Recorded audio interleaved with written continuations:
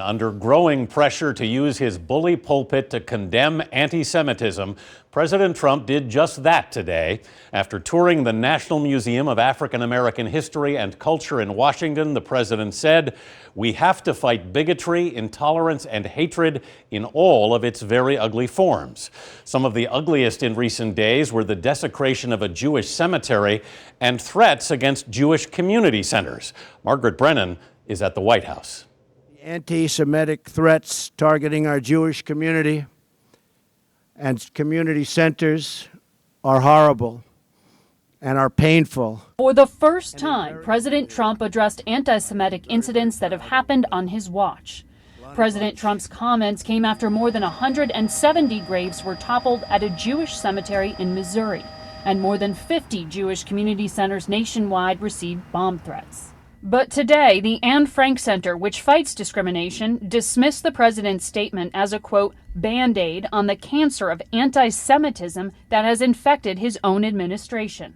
White House spokesman Sean Spicer. I think that hopefully as time continues to go by, they recognize his commitment to civil rights, to voting rights, to equality for all Americans. In January, Jewish groups criticized the Trump administration for not specifically mentioning Jews or anti-Semitism in a statement on Holocaust Remembrance Day.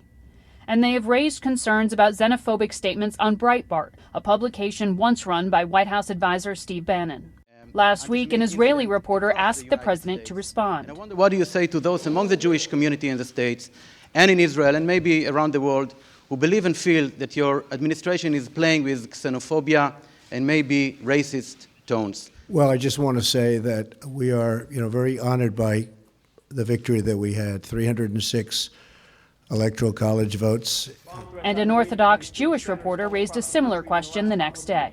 There are people who are committing anti-Semitic acts or threatening to. Okay, sit down. I understand the rest of your question. I am the least anti-Semitic person that you've ever seen in your entire life. Similarly, the number of anti-Muslim groups in the U.S. has nearly tripled since 2015. I asked the White House if they similarly condemn that type of hatred. Sean Spicer indirectly replied that the president is focused on fighting radical extremism. Anthony? Margaret Brennan at the White House. Thanks, Margaret.